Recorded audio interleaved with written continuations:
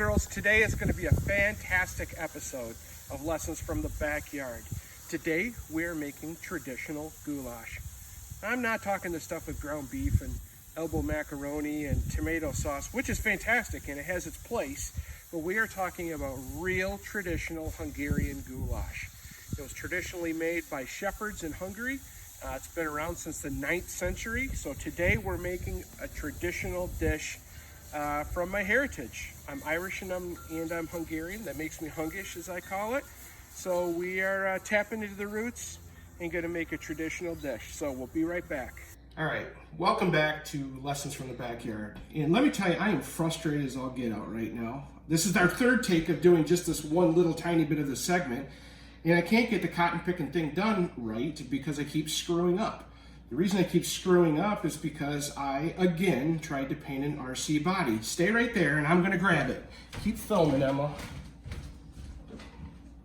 I tried so stinking hard to paint this thing like a professional, and it looked like an 8-year-old did it. Thought I did a good job. It looks horrible. I think it's beautiful. Well, it's because I'm your dad and you love everything I do. But if anybody actually paid attention to this, they would think that a kid in 2nd grade did it. Well, actually, probably a kid in 2nd grade could probably do a better job. So that's why I'm not happy right now. But let's get back to the goulash. So what I did is I started going through and getting the things ready for the preparation here. So the Hungarian goulash is not like a traditional stew type of feeling. It's more like a soup feeling that does end up thickening up a little bit. So what we're doing is we've got 2 onions that we've chopped up and put in the Dutch oven. And we've got a couple tablespoons of oil in there again. Beautiful dicing in there. I didn't actually do it. I put it in the food processor because I don't really care. And over here we have some pulverized tomatoes, 2 large tomatoes, because there's no way in God's green earth I was going to try to dice 2 tomatoes because they all eventually end up turning into mush anyways. We've got our beef stew meat. You can use beef or you can use pork in this as well. I prefer beef because dead cow's delicious. Big fan. Then in here we have carrots, potatoes, and don't tell Jen, but I snuck a parsnip in there. Parsnips are very Hungarian, very traditional, and frickin' delicious. She doesn't like them, but I figure if she doesn't know, maybe we'll just sneak it through. Then in here we've got some green peppers. You could use red, you can use yellow, whatever you want. I prefer the green, but some people like the others. And then we've got 2 big cloves of garlic. And what we'll do is we're gonna get the onions and the oil going, and once those start to become translucent, we'll add in the garlic. Garlic, traditionally, as soon as you can start to smell it, you know it's time you can start adding in your other things. You want that aroma to really come out in it. Then what we'll do is we'll add our tomatoes and our peppers and the meat, and we're gonna let that go for probably close to an hour. And then after the hour, then we are gonna add in the carrots and the potatoes, and we're gonna go another hour. Then what we're gonna do is we're going to put in Hungarian pulled noodles. It's a very simple egg noodle. I'll show you guys how to make it. We'll make it together. And it's gonna be a great time. Dinner's gonna be fantastic. So we will see you next time when we're ready to start cooking out on the fire. Okay, boys and girls, we're back. So we've got the wood where I want it. Got quite a bit of heat coming off of there. So what we're gonna do right now is we're just gonna get the onions and the oil just moving around. Just becoming happy, getting it where we can start sauteing it. If you take a look in there, we got 2 medium onions and probably 3 tablespoons of oil, I would say. So again, we just want to get these guys translucent. Then what we'll do is we'll toss in the garlic, give that a little bit to go. And then we will add in the tomatoes, the green peppers, the meat, and some liquid to bring it up. See you soon. All right, it is time for us to work through the onions. Onions look good. Feeling darkened up a touch, but that's perfectly okay. We're at the stage now where they're nice and sweet, smell amazing. So we're gonna add a couple cloves of garlic to it, some Budapest Best paprika, and then we're going to add our meat.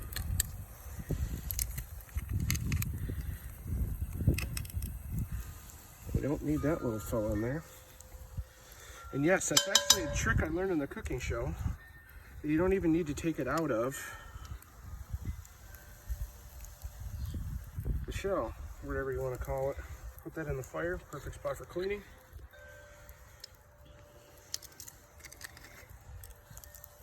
Oh, that smells so amazing. You smell that, Em? Yes, it smells so good. Okay. Let's give that a stir.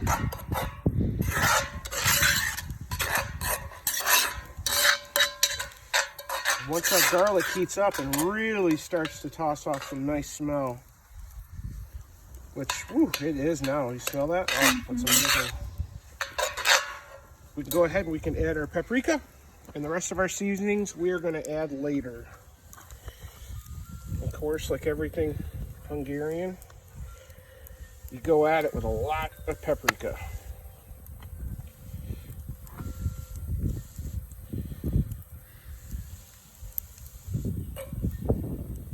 You want that rich red color to really take over.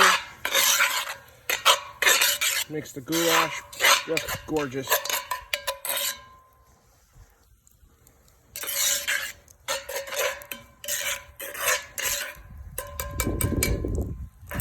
All right, meat goes in.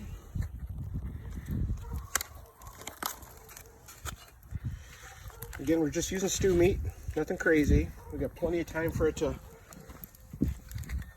soften itself up and become more tender. And because what we're going to do is we're going to basically add a little more liquid to this and let this go for a solid hour. And then after that, we'll add the potatoes and the carrots for probably close to another hour. Oh, sacrificial lamb. And then from there, when we put in our noodles, they're not going to take long at all. Maybe 10-15 minutes.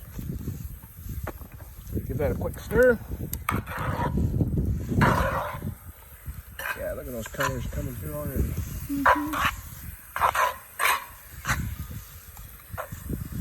And as everything I make, it's enough to feed a small army. All right. I'll go get some liquid, fill it up. We're going to let this go for an hour. Then we'll toss in the rest of the vegetables and get back at you. Okay, well, we're back a little earlier than I said we would because we are going to get the tomatoes and the green peppers in there at the same time with water. So, once again, just to review, my 2 perfectly diced tomatoes, and by diced I mean pulverized in a food processor because I have no patience and time for tomatoes. I can't stand them. I like to eat them in food, but not my gig. So we put those in there. And we're also going to put in the green peppers. And then from there, we're going to give it a stir and kind of give us an idea of where we need to be for our liquid. And of course, this is all going to end up cooking down some too. So yeah, we're pretty high up the lid. And we have other things to go in, but we're going to be A-okay. I'll make sure you get that good and stirred. All right. And then what we'll do is a little later, when we add some more salt and pepper, and probably some more paprika, I will probably add a little bit of beef base to it. I want to make sure it's got great flavor. And just nice, strong flavor of the beef inside there too. So we'll see where we come in at. Right now we're just going to let this simmer, let the magic happen, and start cooking down. Ooh. Splashing the fire. All right, we'll be back. Csipetka. That is the name of Hungarian pulled noodles. And I have said it out loud approximately 10 times now, just trying to make sure that I don't say it wrong when it comes time. Csipetka. It's almost like a spetzel kind of a deal. So basically, it's a very simple egg noodle, and I'm going to do everything I can not to butcher it up. I've made it once or twice before. They're pretty easy. So basically what we're going to do is we're going to make a double batch. So we're going to have 2 cups of flour, 2 eggs, and then an additional 2 egg yolks. And I will show you what we're doing. I should probably grab a bowl so I don't make a ridiculous mess and get my wife too unhappy with me. So make sure our bowl's good and dry. So let's start with our 2 cups of flour with a smaller measuring cup.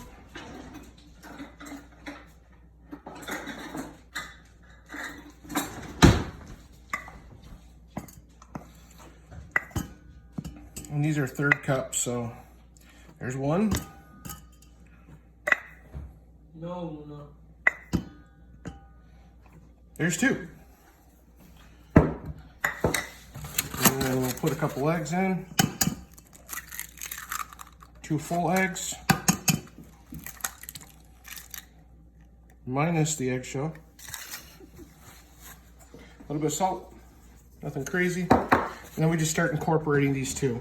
And then once it looks like it's just way too ridiculously dry, then we'll add in the additional egg yolks. It almost gets the flour to like a flaky consistency.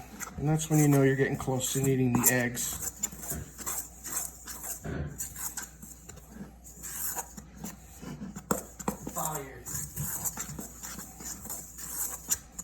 So you can kind of see here, we can obviously tell that the dough is way too sticky still.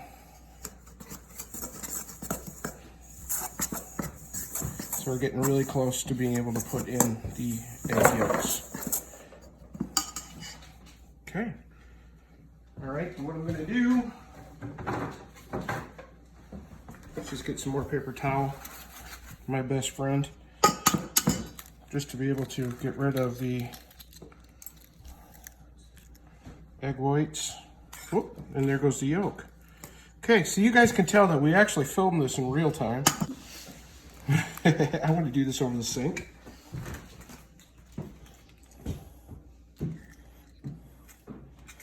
I've seen really famous people do it this way, so I figure, what the heck, if I can do it, they can do it, I can do it. But that is not necessarily proven to be the case. Okay, there's 1. And 1 more.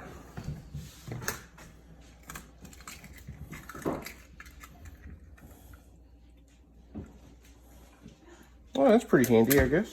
Mm-hmm. And there is 2. Quick rinse of the hands. The egg yolk is nasty feeling. It's like a whole bunch of snot. Hey, I know that's not appropriate to talk about it. Dad joke 101. All right, back in we go.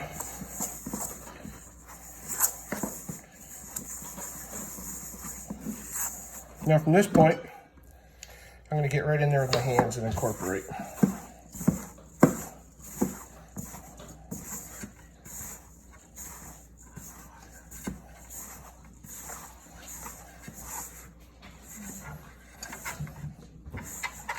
And this is super dry. I think I'm going to add another egg.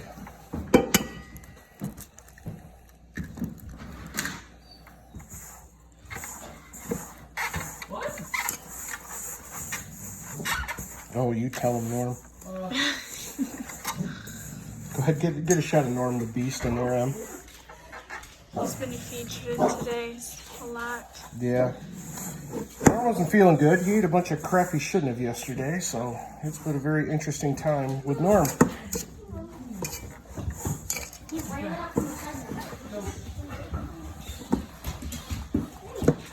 Okay, from here, now basically what we're going to do is that is a pinched noodle. So what we're going to do is we're going to lay out some of that paper towel that we had, and we're just going to start putting just pieces of pinched noodle on it. It's nothing crazy, it's nothing fancy, just a pinched noodle. So this is extremely boring, so we will be back later. All right, so we've been basically simmering and cooking over here for an hour. We have a tremendous amount of liquid in there. I probably put in a little too much. So we're gonna, basically once I put these veggies in, we're gonna let the top stay off of it and let it continue to cook down some. I know we've got, yeah, there's a lot of extra liquid in there, and that's okay, because all it's gonna do is just intensify the flavor. So we got the potatoes, carrots, and don't tell Jen the parsnips. We're gonna use that as a little surprise sneak attack. Kind of tuck these bad boys in here a little. We're getting close, people. Normie wants some. Yeah, we're over the edge a touch. All right, guys, we will check back in soon. Boys and girls, it's time to add the noodles. Check this magic out. So here we are. Just took it off of a hard boil. Look at that goodness. Parsnips, carrots, onions, green peppers, delicious dead cow. Everything you want in a happy, hearty meal. Paprika, salt, pepper, and you could feed a small army. Now it's time to drop in the noodles. So, again, they're not your traditional noodle. They're a Hungarian pulled noodle. So it's very simple. We pull them out, we let them just kind of dry a little bit so they're easier to handle.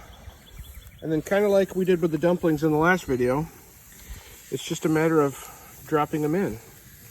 So it's an egg noodle. It's shaped more like a dumpling and filled with delicious goodness. Make your mouth happy. And once you put these in, you're about 10 to 15 minutes away from being done. That's it. And all you're gonna do is just stir these puppies in and let the magic happen. And then we're gonna make this traditional goulash just happy as all get out. I'm losing patience, as you can see, so we're just going to start dropping them in.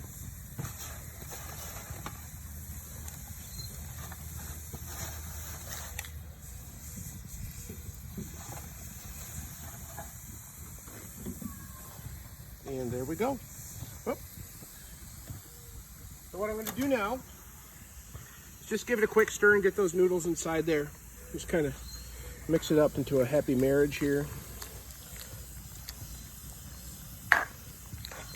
Oh, I wish all you guys could be here to eat this. And I'm pretty sure there's enough for everybody that they want.